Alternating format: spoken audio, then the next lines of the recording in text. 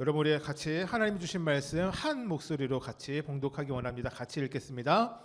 야곱이 가나안 땅 곧 그의 아버지가 거류하던 땅에 거주하였으니 야곱의 족보는 이러하니라. 요셉이 17세의 소년으로서 그의 형들과 함께 양을 칠 때에 그의 아버지의 아내들 빌하와 실바의 아들들과 더불어 함께 있었더니 그가 그들의 잘못을 아버지에게 말하더라.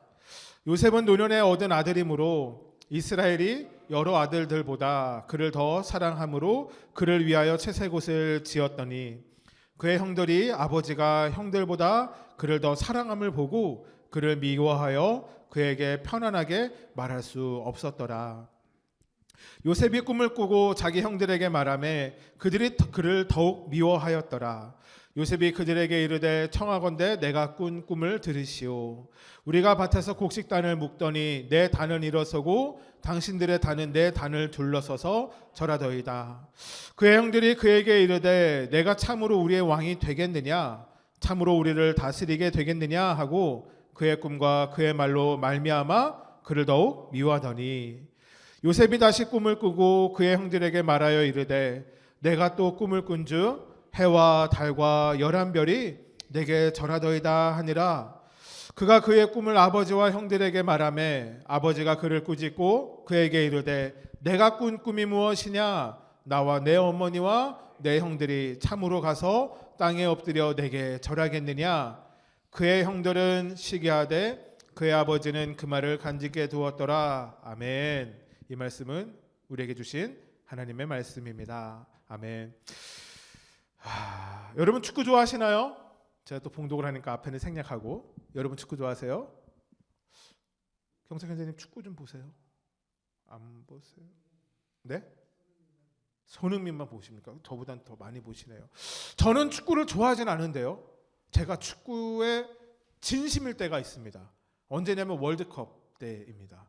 월드컵 때만큼은 정말 애인간하면 보는 것 같습니다. 야, 이 월드컵은 못 참죠. 뭐 이런 말이 나오는 것 같아요. 제가 처음 봤던 월드컵이 언제였냐면 1998년도 월드컵이었어요. 프랑스 월드컵이었는데요. 여기 청소년들은 진짜 모르겠지만 지금은 감독, 약간 연예인처럼 활동하는 안정환 이런 사람들까지는 없었지만 지금 우리나라 국가대표팀 감독인 홍명보 이런 사람이 그때 당시 우리나라 대표팀 멤버였습니다. 특히 이 98년도 멤버들은요, 그때까지 한국 역사에 있어서 역대 최강이라고 불렸었어요. 뭐 이제 저와 같은 세대들은 기억나실지 모르겠는데 꽁지머리 김병지가 골키퍼로 나왔죠. 독수리 최용수 기억나세요? 젊은 사자 이동국, 왼발의 달인 하석주. 야, 저는 막 이거 찾아보는데 너무 재밌더라고요. 옛날 막 그 기억이 있는 거예요. 영원한 리베로 홍명보, 날쌘돌이 서정원.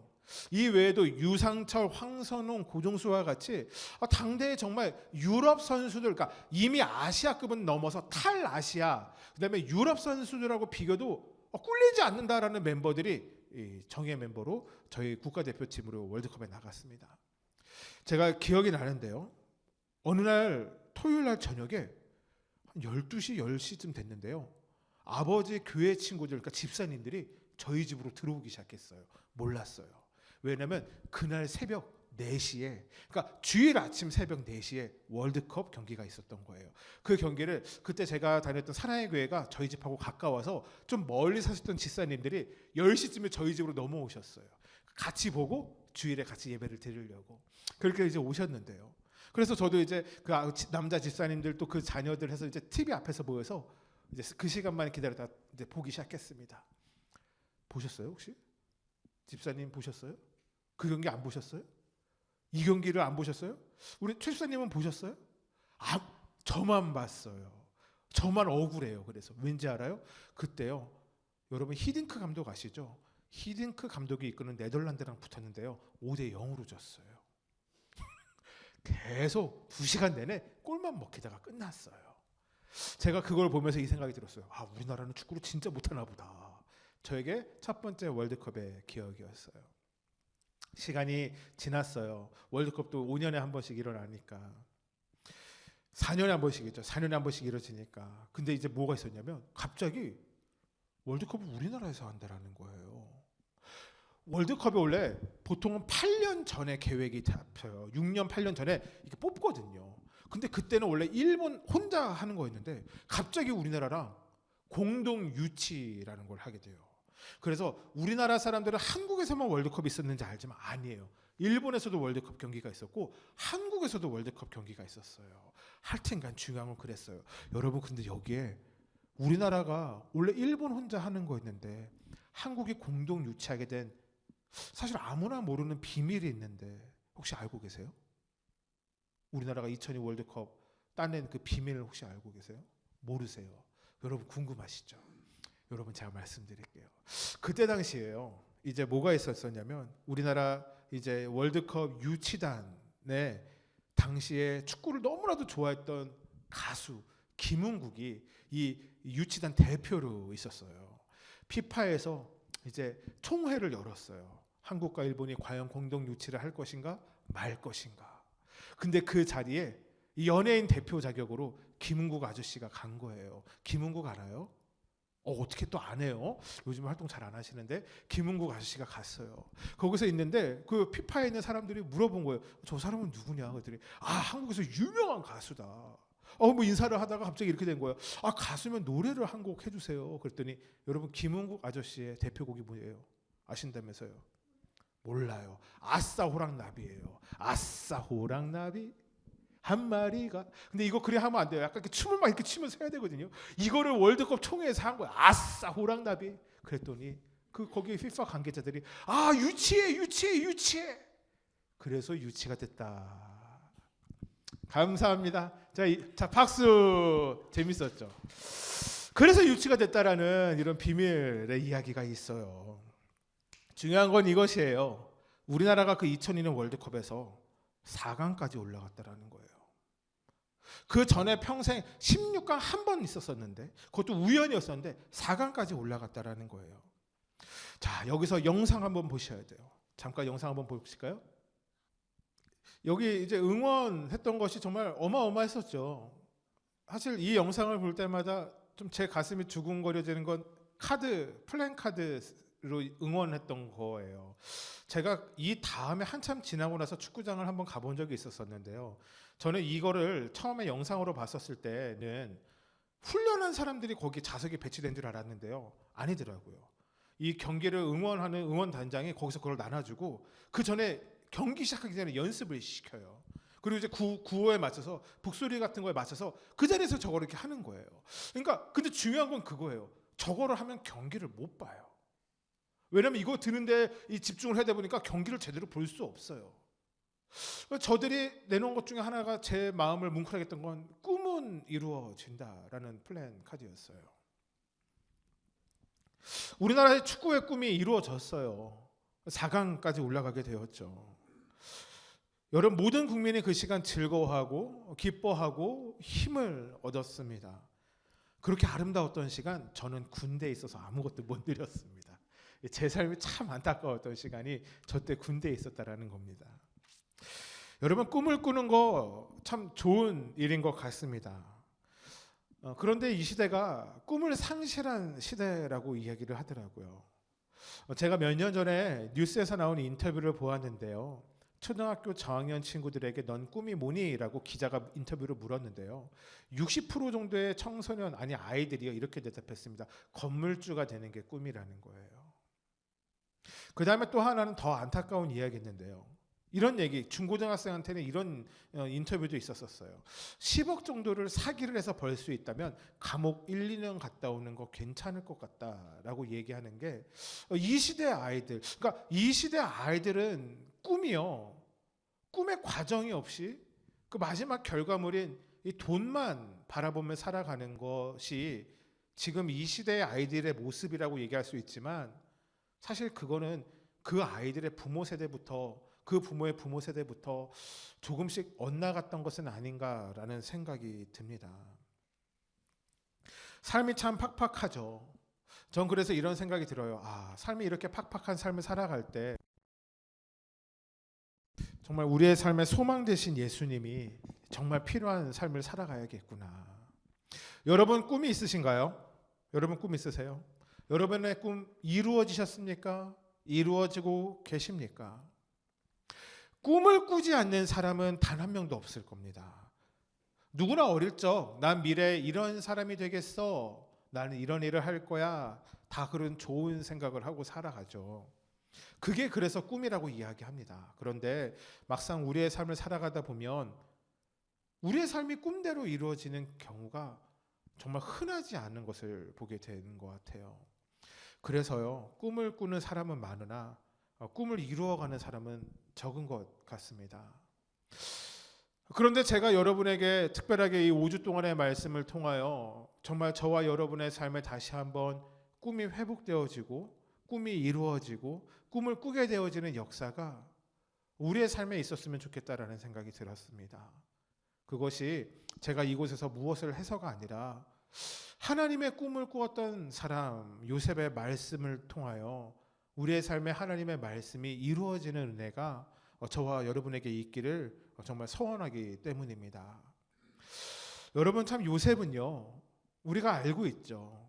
그는 꿈을 꾸는 사람이었어요. 근데 그 꿈이 그의 삶의 꽃길로만 인도하지 않았던 것을 보게 되어요. 오히려 그 꿈으로 인하여 힘든 삶을 살아갔던 것이 요셉입니다.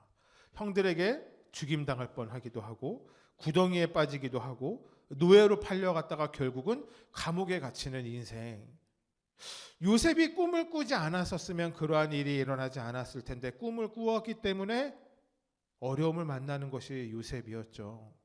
그런데 그는 결국 꿈으로 인하여 자신의 삶, 모든 삶이 회복될 뿐 아니라 이집트의 총리에 오르고 당시 기근에 빠진 중동에 있는 모든 나라들에게 매우 지혜로운 방법으로 인하여 많은 사람을 구원하는 인물이 됩니다. 여러분, 우리는 성공 스토리 좋아해요. 성공 스토리요. 역경에서 일어난 영웅의 이야기, 이런 이야기 좋아하지 않습니까? 요셉의 삶이 정확히 그러했던 것 같아요. 어려운 상황 가운데서도 꿈을 잃지 않았던 요셉, 늘 하나님을 선택한 요셉. 그래서 세상에서 보기에도 성공한 사람 요셉, 결국은 꿈을 이룬 사람 요셉. 그래서 우리는 이런 요셉의 이야기를 참 좋아합니다. 그러니 이렇게 인용할 수 있을 것 같아요. 요셉처럼, 청소년들, 요셉처럼 큰 꿈을 가지세요. 야망을 가지세요. 어려운 상황에서도 최선을 다해 노력하세요. 하나님만 바라보고 붙잡고 살아가세요. 노력은 인생을 배신하지 않습니다. 그렇게 살아가면 노예로 시작해도 총리가 될 수 있어요. 여러분, 우리가 이렇게 이야기하면 참 편한데요, 막상 요셉의 삶을 자세히 관찰해 보니 꼭 그의 삶이 그렇게 되진 않았던 것 같아요. 먼저 그는요, 자신이 스스로 꿈을 그려가지 않았어요.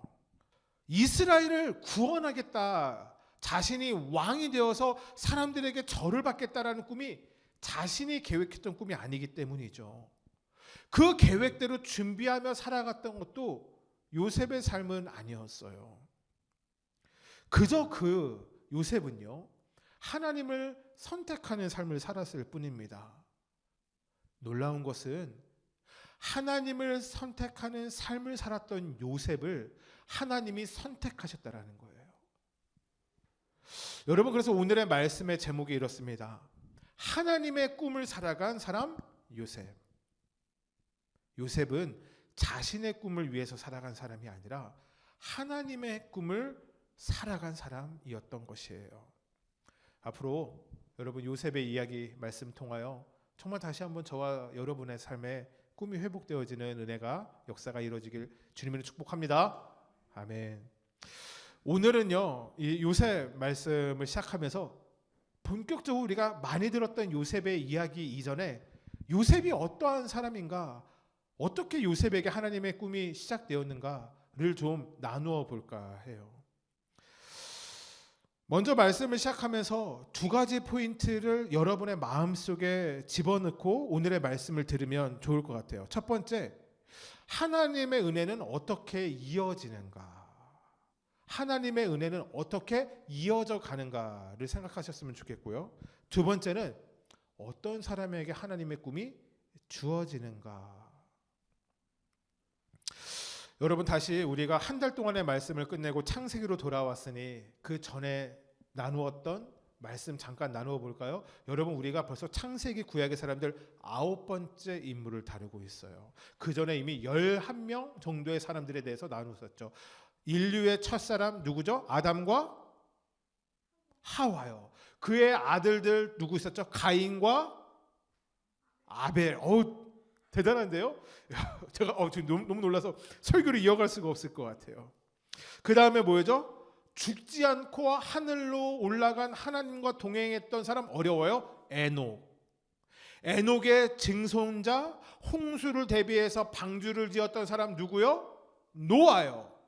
이야. 그리고 믿음의 조상들이 시작되었던 아브라함. 또 누가 있었죠? 아브라함의 아들 누구죠? 맞아요. 그 다음에 이삭의 쌍둥이 아들 야곱과 에서. 여기까지 우리가 나누었던 말씀이에요. 그리고 이제 새로운 이야기가 시작됩니다. 바로 야곱의 아들 요셉의 이야기요.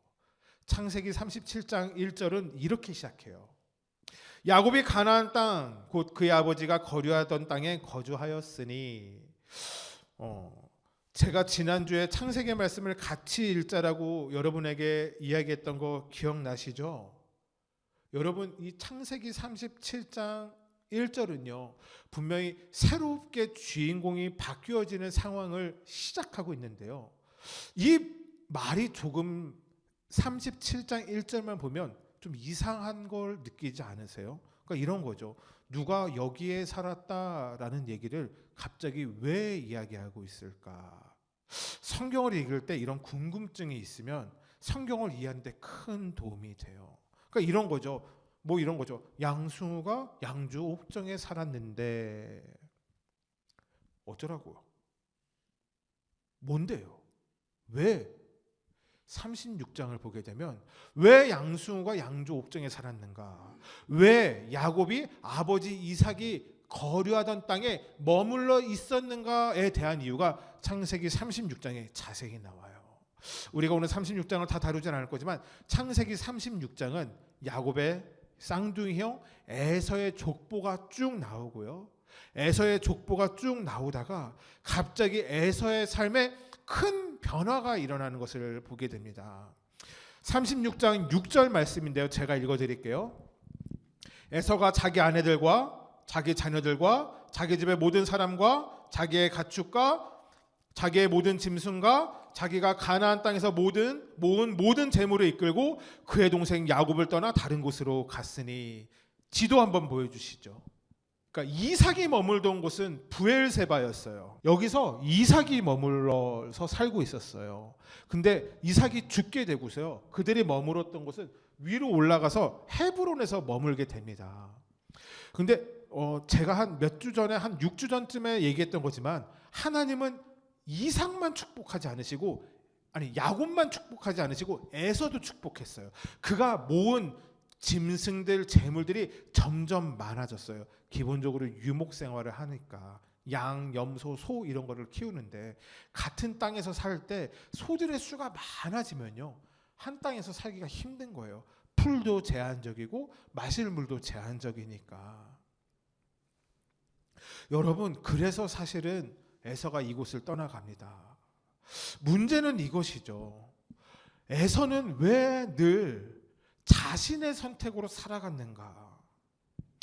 여러분, 에서의 삶을 보게 되면요 우리가 이것을 알 수 있습니다. 그는요 하나님의 말씀보다 자신이 선택하는 삶을 살았어요. 하나님의 말씀이 기준이 되어지는 삶을 살지 않고요, 에서는요 자신의 삶의 선택이 기준이 되어지는 삶을 살았어요. 여러분, 그래서 그가 어떻게 살아가죠? 장자권을 뭐와 바꿔요? 팥죽과 바꿔요. 왜냐하면 자신이 배고팠기 때문이에요. 여러분, 그가 나중에 그의 젊은 시절 아버지의 축복을 빼앗기고 나서 여러분, 그가 어떻게 해요? 동생을 죽이려고 해요. 그가요 결혼을 할 때 믿음의 부모였던 이삭은요, 리브가와 만나기 위해서, 믿음의 사람과 결혼하기 위해서 멀리까지 가서 아내를 데리고 오는데요, 에서는 자신의 아내를 선택할 때 자신의 기준에 맞았던 가나안 여인들과 결혼해요. 그래서 이삭과 리브가가 근심하였다라고 성경은 이야기하죠. 여러분, 그의 삶의 선택은 늘 자신의 기준이었고요, 그 연속의 결과가 마지막에 하나님이 약속하셨던 땅을 떠나 자신이 원하는 땅으로 갔고요, 하나님의 믿음을 떠나 자신의 믿음으로 살아갔던 사람이 되었습니다. 그러니 방금 우리가 읽었던 1절에는요 사실 이런 의미가 남게 되었죠. 다시 한 번만 읽어볼까요? 야곱이 가나안 땅 곧 그의 아버지가 거류하던 땅에 거주하였으니. 여러분, 이 얘기는 이렇게 우리에게 읽혀져야 돼요. 야곱은 믿음으로 그 땅에 머물렀으니. 야곱에게는 에서와 다른 하나님을 향한 믿음이 있었죠. 그의 삶에는 하나님의 일하심과 하나님의 계획하심과 하나님의 보호하심이 그의 삶 가운데 있었기 때문에 그는 하나님을 선택하는 사람이었습니다. 그러니 그는 자신의 아버지 아브라함의 약속하셨던 그 땅을 믿음으로 붙잡고 살아가게 됩니다. 저는 우리에게 주어진 믿음의 땅이 무엇인가 생각해 보았어요. 사랑하는 성도 여러분, 우리에게 주어진 믿음의 땅은 바로 이 교회입니다. 저는 이렇게 이야기하는 목사는 안 해요. 세상에서 교회는 더 사랑 교회밖에 없습니다. 다른 교회는 다 틀렸어요. 우리 교회만 옳아요. 저는 그렇게 이야기하지는 않습니다. 중요한 것은 우리에게 교회가 하나님이 약속하신 믿음의 반석, 믿음의 땅이라는 것입니다. 여러분 혹시 코로나 기억나세요? 이제 코로나도 옛날 이야기가 되어가죠. 아마 엔데믹이 되고 나서가 한 3년, 4년 지나가니까요. 코로나 이제 옛날 이야기가 되었어요. 여러분, 코로나가 저에겐 참 많은 의미와 가르침이 있었던 시간이었습니다. 그런데 그 시간이 어떤 의미를 가졌는지와는 상관없이 많은 사람들에게 어려웠던 시간이죠. 뭐 성도들에게 어려웠어요. 세상의 자영업자들도 어려웠죠. 학생들은 안 어려웠겠어요. 모든 사람들이 어려웠었어요. 그래도 저는 교회를 열심히 다녔던 성도들에게 참 어려웠던 시간이 코로나 기간이라고 생각해요. 우리 청소년들은 기억을 못하겠지만 처음에 이 제한적 사회적 거리두기 이런 것들이 심하지 않았었을 때 교회에서 집단 감염이 여러 곳에서 일어났어요. 그게 뉴스화되었죠. 그 중에 제가 기억나는 건 어느 한 교회에서는 이 뭐라고 그러죠? 이 물뿌리개가 분무기에다가 소금물을 탄 다음에 들어오는 성도들에게 소금물을 입에다 뿌렸대요. 그러니까 소독하라고 했는데 그게 이제 집단 감염이 돼가지고 한 교회가 작살이 났던 교회가 있었어요. 웃기죠. 그때는 몰라서 그랬었어요. 뭐 그랬었어요. 그러면서 세상에 비난을 당해야 했습니다. 이게 점점 심각해지자요. 초등학교, 중학교, 고등학교, 대학교 어떤 회사들까지는 이제 온라인으로 수업과 자신의 업무를 대체하는 이런 비대면 세상이 한국에 아니 전 세계에 있게 되었죠. 근데도 그때 당시 교회에서는요, 우리는 비대면으로 모일 수 없습니다. 우리는 대면 예배해야 합니다라고 했었을 때 우리는 그것이 참 맞다라고 생각했지만 세상 사람들은 왜 쟤네만 저러니? 라는 참 부정적인 시각을 많이 갖게 했어요. 다행인 것은 저는 그렇게 생각해요. 그 시간 저는 사역자였고 저는 교회를 떠나지 않아도 되는 사람이었어요. 근데 코로나 시간에 교회를 떠난 많은 성도들이 있었어요. 여러분 혹시 그런 거 아세요? 나는 예수님을 믿어. 근데 교회는 안 나가. 이런 성도를 뭐라고 하시는지 아세요? 맞아요. 가나안 성도라고 해요. 가나안 성도가 가나안을 바꿔서 말하면 안 나가 성도예요. 뭐 여러 가지 이유가 있겠지만요. 실제로 교회를 안 나가지만 난 예수님을 믿어 하나님을 섬겨라고 하는 사람들의 퍼센테이지가 코로나 이후로 급격하게 많아지게 되었다고 합니다. 코로나가 제한을 시작하면서 뭐 인원 제한, 모임 제한, 영업 제한 뭐 이런 것들이 있었죠. 저는 그 시절이 저는 소신 있게 얘기할 수 있어요. 교회가 부당한 대우 받았다고 생각해요. 제가 그때 당시에 요 옆에 있는 이마트를 자주 갔거든요. 거기에는 들어가는 사람들의 수로에 제한을 두지 않았어요. 주말이 되면 이마트에 마스크 끼고 몇백 명씩 있어요. 거기서 물론 밥을 먹을 때 뭐 칸막이 같은 건 있지만 사람들 다 밥 먹었어요. 그런데 교회는요, 때로는 한 예배당 안에 3명만 있으라고 얘기했던 적도 있고요. 20%, 30%만 예배드리라 하는 경우도 있었어요. 전 그것이 교회에게 그때 정부가 부당한 일을 했다라고 생각은 합니다. 그래서 이런 어려움에 교회는 발빠르게 온라인 예배로 대처를 하기 시작했죠. 여러분 온라인 예배 들어보셨어요? 잘 들으세요? 그때 당시에 들으셨어요? 코로나 때? 저는 온라인 예배 아킬레스건 끊어져서 병원에 입원했었을 때 한 번 드렸었어요. 저는 믿음이 좋은 사역자니까 아킬레스건이 끊어져도 예배를 잘 드릴까요? 예배를 개똥같이 드릴까요? 개똥같이 드려요? 어떻게 저렇게 개똥같이 알죠? 맞아요. 제가 아킬레스건 수술하고 병원에 누워서 예배 드리려고 하는데 어쩜 그렇게 잠이 와요? 예배 시간 내내 자고 그 다음에 일어나서 사역자니까 이런 생각이 들었어요. 이렇게 예배 드리는 거 아닌 것 같은데 다른 교회 예배를 한 번 더 드릴까? 하다가 슬기로운 의사생활 병원에서 봤어요. 너무 재밌더라고요. 온라인 예배 드리는 거 정말 어렵다라는 생각을 했어요. 여러분 우리가 알다시피요, 예수님의 사역 기간 동안에 예배에 대해서 단 한 번 말씀하세요. 우리의 신앙생활에 예배가 정말 중요한 것 같은데, 그래서 구약에는 예배법에 대한 이야기들이 정말 많이 나오는데요, 막상 예수님은 예배에 대해서 한 번 말씀하셨어요. 바로 수가성에 있는 사마리아 여인을 만났었을 때 얘기하시죠. 예수님이 이렇게 이야기했어요. 여자여 내 말을 들으라. 이 산에서도 말고 예루살렘에서도 말고 너희가 아버지께 예배할 때가 이르리라. 아버지께 참되게 예배하는 자들은 영과 진리로 예배할 때가 오나니 곧 이때라. 이게 옛날 성경에는 신령과 진리로 되고 있었는데 저는 그 옛날 성경 버전이 더 좋은 것 같아요. 아버지께서는 자기에게 이렇게 예배하는 자들을 찾으시리라. 여러분 예수님이 말씀하신 하나님이 원하시는 예배자들의 모습이 무엇입니까? 영과 진리로. 당시 사마리아 사람들은 사마리아에서 예배를 드렸어요. 나라가 나뉘어지고 예루살렘에 있는 성전까지 갈 수 없었기 때문에 예수님이 말씀하시는 거예요. 이곳에서 예배드리는 것이 중요한 것이 아니다. 많은 사람들이 알고 있는 예루살렘에 있는 성전에서 예배드리는 것이 중요한 게 아니다. 예배자들에게 정말 중요한 것은 무엇이냐? 신령과 진리로 예배드리는 것이 중요하다 이야기하시죠. 여러분 우리 교회 예배 시간은 몇 시예요? 지금 큰일 났네요. 3페이지 하는데 11시 55분인데 오늘 뭐가 좀 늦어졌죠? 예배 말씀 오늘 조금만 더 할게요. 여러분 우리 교회는 예배 몇 시에 드려요? 11시에 드려요. 때로는 10시 55분에 시작할 때도 있어요. 여러분 왜 11시에 예배 드리는지 아시죠? 예수님이 신약성경 어딘지 까먹었는데 그 얘기 있으시잖아요. 주일 예배는 오전 11시에 시작해라. 아시죠? 그래서 우리가 아니에요?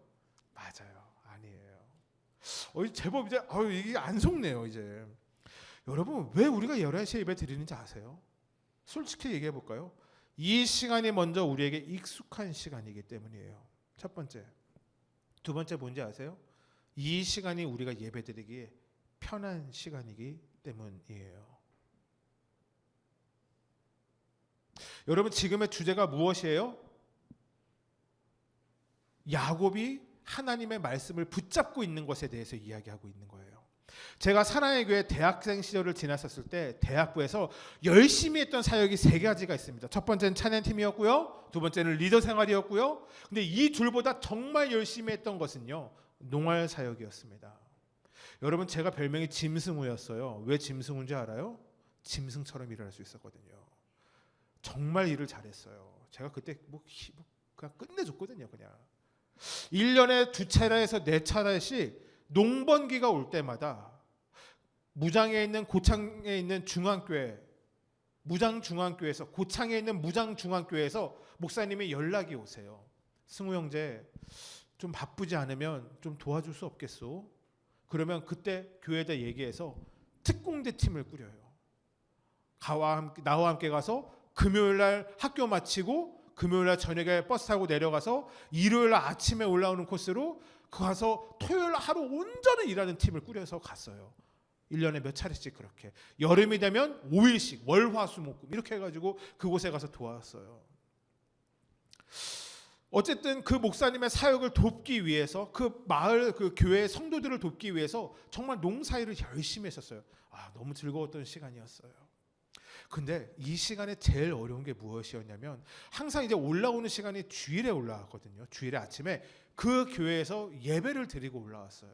제가 이제 찬양팀 인도자였기 때문에 찬양 인도도 하고, 제가 또 성악 전공이었기 때문에 성악 특송도 하나 하고, 그리고 이제 올라오는데 어려움이 무엇이었냐면, 주일 예배가 11시에 있는 게 아니라 새벽 5시에 있어요. 새벽 5시는 새벽 예배 드리기도 조금 빠른 시간인데 새벽 5시에 있는 거예요. 5일 내내 일하다가 그걸 마지막 전날에 치킨도 좀 먹고 이러잖아요. 그리고 아침에 예배를 드리는 게 너무 힘들었어요. 그래서 제가 언젠가 목사님에게, 윤석산 목사님인데 목사님한테 얘기했어요. 목사님, 사역이 다 즐겁고 좋은데요, 주일 예배는 왜 9시나 10시 뭐 이렇게 안 드리세요? 그랬더니 목사님은 저에게 얘기했어요. 승우 형제는 아직 농활만 할 줄 알지 이 시골 교회는 모르는군, 뭐 이러는 거예요. 그래서 목사님 뭐 모르죠 제가. 그랬더니 이렇게 얘기하는 거예요. 대부분의 성도들이 아침에 일찍 교회를 나와서 예배를 드리고 해가 뜰 때부터 일을 시작하는 거예요. 그러니까 9시, 10시, 11시 우리가 편한 시간, 익숙한 시간에 예배를 드리면 성도들이 교회 생활을 할 수가 없어요. 그래서 오전에 한번 모이고요. 여러분, 그래서 그거 아세요? 주일에 교회에서, 시골 교회는 종을 쳐요. 일이 끝나고 해가 지고 나면 다시 교회로 모여요. 그렇게 예배를 드리는 것이 시골 교회의 모습이었다라는 거예요. 이야기가 좀 멀리 떠나왔어요. 여러분, 에서가 그 땅을 떠났던 건 제가 말씀드렸지만 가진 게 많아서였어요. 야곱의 소유도 많아지고 에서의 소유도 많아지니까 더 이상 하나님의 약속하신 그 땅에 머무를 수 없다는 판단을 본인이 내린 것이죠. 여러분, 문제는요 이것이에요. 왜 에서는 자신의 선택으로 자신의 삶을 살아갔을까? 여러분, 에서가 형이잖아요. 그러면 동생한테 이렇게 이야기할 수 있지 않을까요? 야, 야곱아, 너 나한테 빚진 것 있잖아. 야, 우리가 이제 가진 게 많아져서 지금 이 아버지 땅에서 살아갈 수가 없으니까, 야, 너 저 위에서 살았었잖아. 너 거기가 그 처가잖아. 처가, 하란 땅. 그걸로 가서 다시 살면 안 되냐? 형인데. 그렇게 얘기할 수 있는 거잖아요. 아니면 다른 방법이 있을 수도 있죠. 이 방법은 옛날엔 맞지 않았지만 자신의 부를 좀 나누어서 정리해서 살아가는 방법, 뭐 모르겠어요. 그 당시 사람이 제가 아니니까. 중요한 건 그는요, 그렇게 산 선택을 하지 않았다라는 겁니다. 나이가 들어서 듣기 싫은 말 중에 하나가 이거죠. 아유, 꼰대. 여러분, 꼰대 소리 들어보셨어요? 아유, 꼰대. 꼰대가 되면, 꼰대가 무엇이냐면 이거죠. 자기 말만 맞다고 강요하는 사람이 꼰대예요. 그래서 꼰대의 대표적인 말이 이렇게 시작하죠. 라떼는 말이야. 여러분, 이런 얘기 하세요? 저는 가끔씩 하는 것 같아요. 저도 꼰대인가 봐요. 라떼는 말이야. 여러분, 라떼는 말이야에 숨겨져 있는 말이 뭔지 알아요? 라떼는 말이야, 이것이 기준이야. 라떼는 말이야, 이렇게 하는 거야. 너 때는 그렇게 하는 거 틀렸어. 나 때는 말이야, 내가 맞아. 그렇게 이야기하는 사람, 자신의 삶에 자신이 기준인 사람, 여러분, 이런 사람 우리는 꼰대라고 얘기합니다. 저는 말씀 준비하면서 이런 생각이 들었어요. 사랑하는 성도 여러분, 영적인 꼰대가 되지 않기를 주님으로 축복합니다. 여러분, 우리의 삶에 하나님의 말씀을 붙잡는 유연성이 넘치는 삶을 살아가길 정말 주님의 축복합니다. 2절 말씀 같이 읽어볼까요? 야곱의 족보는 이러하니라. 여기까지 읽어봅시다. 여러분 지금까지 우리가 창세기를 보면서 족보를 몇 번 읽었어요. 족보가 뭐예요? 누가 누구를 낳고, 여기에 조금 더 디테일하면 누가 몇 세에 누구를 낳고, 누가 몇 세에 누구를 낳고, 그 다음에 또 누가 뭐가 들어가야 돼요? 누가 죽고 누가 살고. 사실 이것이 족보죠. 근데 오늘 이 창세기 37장은 정말 너무 재밌는 것 같아요. 왜냐하면 창세기 37장 야곱의 족보는 이러하니라 라고 얘기하고, 여러분 혹시 그거 아세요? 야곱에게 12명의 아들 있었다라는 건 알고 계시죠? 근데 그 아들의 이름들이 순차적으로 쭉 나오는 게 아니라 한 사람의 이야기가 툭 튀어나오니 그 사람의 이름이 바로 무엇이에요? 요셉. 요셉이 나옵니다. 우리가 지금까지 보았던 족보, 아담의 족보, 노아의 족보, 아브라함의 족보, 에서의 족보도 창세기 36장에 있는데요. 야곱의 족보는 달라요. 야곱의 족보는 요셉으로 모든 것이 끝나기 때문이에요. 여러분 혹시 야곱에게 4명의 부인이 있었다는 것 알고 계시나요? 우리가 알고 있는 건 일단은 레아와 누구죠? 라헬이에요. 근데 라헬의 몸종이었던 여종이 둘이 있는데 그 둘에게 라헬이 원해서 야곱과의 자식을 낳게 하죠. 제가 표를 준비했어요. 한번 보시겠어요? 여러분 이거 외우실 필요 없어요. 여러분 이거는 신학원, 신대원 이런 데서도 시험으로도 안 나오는 거예요. 중요한 건 이 정도는 알면 좋을 것 같아요. 먼저 레아, 첫 번째 결혼한 사람에게서부터 나이가 나왔는데 이 앞에 있는 게 자녀들의 숫자의 순서예요. 첫째가 누구예요? 루벤. 둘째가 누구예요? 시몬. 세 번째가 누구예요? 레위. 넷째가 누구예요? 유다예요. 여기까지 자녀를 출산하고 우리가 그때 말씀으로 나눴는데 라헬이 열받았어요. 화가 너무 났어요. 그래서 자신의 여종이었던 빌하를 집어넣어서 자녀를 낳게 해서 그게 누구 다섯째 여섯째? 바로 단과 납달리였어요. 근데도 마음에 차지 않아서 또 뭐가 돼요? 갓과 아셀이 나와요. 그때 하나님이 다시 레아의 태의 문을 열어주셔서 그래서 9째 이사갈과 스불론이 다시 레아에게서 나와요. 말씀으로 나누진 않았는데 그 이후에 라헬이 글쎄 조금은 반성했는지 하나님께 붙잡고 기도하기 시작해요. 그래서 나온 첫 번째 아들이 요셉, 두 번째 아들이 베냐민. 이렇게 해서 우리가 알고 있는 이스라엘 12지파의 시작이 됩니다. 시작이라고 하는 건 제가 다음에 다시 요셉의 마지막 말씀을 전할 때 다시 말씀을 마무리할까 합니다. 여러분 중요한 것은 이것이에요. 족보에 시작하면 누구부터 나와야 돼요? 첫째인 루벤이요. 그렇지 않다라는 거예요. 요셉으로 나와요. 이유는 간단합니다. 왜냐하면 이 지금 믿음의 족보에서 가장 중요한 것은요. 먼저 태어났느냐, 그 사람이 성공했느냐, 그 사람이 돈을 많이 벌었느냐, 그 문제가 아니라 가장 중요했는 건 믿음이 누구를 통해서 이어져 가는가이기 때문입니다. 첫째도 아니고 둘째도 아니고 11번째 아들 여러분 요셉을 통해서 믿음이 신앙의 유산이 흘러가는 것을 보게 됩니다. 저는 이 말씀이 정말로 우리에게 참 은혜가 된다고 생각해요. 무엇이냐? 아무것도 아닌 요셉을 택했던 하나님의 이 편애적인 사랑, 이 편파적인 사랑, 하나님의 이 주권적인 사랑이 여러분 우리에게 있지 않습니까? 어쩌면 다음 주에 하진이 신해학단 봤니? 안 봤니? 어쩌면 다음 주에도 신해학단이 양주 옥정 CGV에서 하고 있으면요, 우리가 다음 주에는 영화를 보며 예배를 드리려고 해요. 좋은 교회죠? 그래서 잠깐 모여서 잠깐 짧은 말씀을 나누고 그 다음에 영화를 보면서 같이 예배를 드리려고 해요. 여러분 우리나라에서 우리가 그래도 경기 북부에 살잖아요. 여기서 부산보다 여기서 북한이 가까워요. 그렇죠? 여러분, 그런데 우리가 조금만 북쪽에서 태어났으면요, 예배를 드리는 것이 불가능한 곳에서 태어났어요. 예배를 드려서 감옥에 갇혀야 하고 탄광에 들어가서 일을 해야 하고, 어쩌면 믿음이, 잠깐 교만해 볼까요? 믿음이 저처럼 조금 더 좋다면요, 저는 이미 진작에 죽은 사람이 됐을지 모르는 곳에서 태어났을지 몰라요. 여러분, 우리가 원하는 곳에서 태어날 수 있는 능력을 가졌나요? 아니요. 여러분, 우리에겐 그러한 능력이 없어요.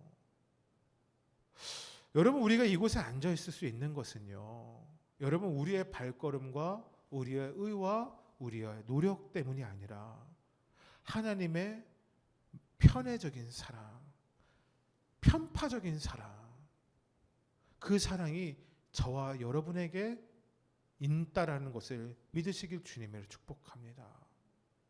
여러분, 우리에게 정말 이 믿음이 있었으면 좋겠어요. 여러분, 그렇게 우리가 하나님의 자녀가 된 것, 여러분, 이 하나님의 자녀가 된 것은 정말 온전히 하나님의 은혜임을 깨달으시길 주님을 축복해요. 이 이유로 설교가 있는데요, 제가 오늘 이 말씀을 전하면서 여기까지 하고 찬양하고 같이 좀 기도를 했으면 좋겠다라는 생각이 들어요. 말씀을 좀 이렇게 마무리해 볼게요. 우스갯소리인데요, 옛날에 한 배가, 음악 좀 틀어주시겠습니까? 원하고 바르고 사랑합니다를 찬양을 하려고요. 준비해 주세요. 옛날에 한 배가 이렇게 항해를 하다가 무인도에 갇혀있는 한 사람을 발견하게 되었어요. 배가 그쪽으로 가서 배를 대었죠. 근데 그곳에서 고생했어요. 얼마나 여기 갇혀서 살으셨어요? 라고 얘기했더니 이 사람이, 무인도에 혼자 있었던 사람이 얘기해요. 이제 한 5년쯤 갇혔나 모르겠어요. 꽤 오랜 시간 있었어요. 그런데 그 집에, 근데 그 무인도가 가니까 건물이 4개가 있는 거예요. 건물이 4개가 있길래 여기 여러 사람이 살았습니까? 라고 얘기하니까, 아니요, 여기 여러 사람 살아있고 저 혼자 살았어요. 근데 왜 건물이 4개예요? 라고 하니까 이 사람이 이렇게 얘기해요. 여기 있는 건 제 집이고요, 지금 여기 있는 건 제가 전에 다니던 교회고요, 지금 여기는 제가 지금 다니고 있는 교회인데요, 지금 이 마지막 건물은 제가 앞으로 다닐 교회입니다. 왜요? 그랬더니 교회가 좀 마음에 안 들어서 교회를 바꾸면서 다니고 있어요 라고 이야기했다라는 거예요. 웃기죠? 여러분, 우리의 삶에 오늘 중요한 건 이것인 것 같아요. 스스로에게 삶의 선택의 기준이 있다면 그 기준이 강할수록 우리는 세상에서 똑 부러지는 사람이네 라는 이야기는 들을지 몰라도, 우리의 기준이 우리에게 있다면 그 사람은요, 하나님께 기준을 두고 살아가는 사람은 아닌 것 같아요. 사랑하는 성도 여러분, 하나님께 기준을 두고 살아가는 삶, 하나님의 말씀을 붙잡고 살아가는 삶, 우리가 하나님의 자녀된 것은 우리의 의가 아니라 하나님의 특별한 은혜임을 믿고 깨닫고 고백하는 삶 되시길. 그래서 앞으로 펼쳐질 요셉의 말씀 통해서 우리의 삶이 하나님께 꿈을 두고 하나님의 꿈을 이루어가는 저와 여러분에게 주님의 축복합니다. 아멘. 우리 시간 같이 찬양합시다.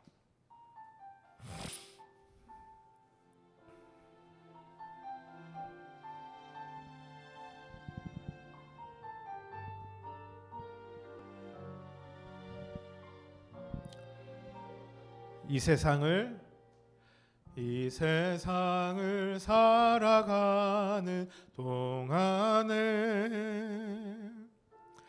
나의 힘을 의지할 수 없으니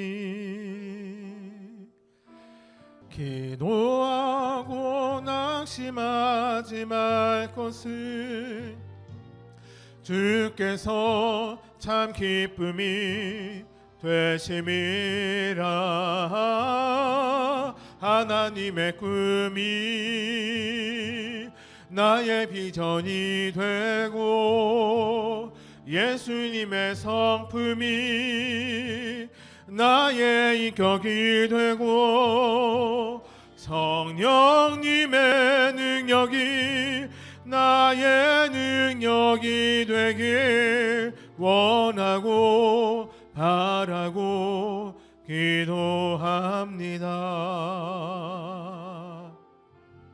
우리 한 번 더 믿음으로 고백하시며 이 세상을 이거예요. 세상의 것 의지할 수 없으니 감사하고 낙심하지 말 것은 주께서 참 기쁨이 되심이라. 하나님의 나의 비전이 되고 예수님의 성품이 나의 인격이 되고 성령님의 권능이 나의 능력이 되기 원하고 바라고 기도함. 하나님의 꿈이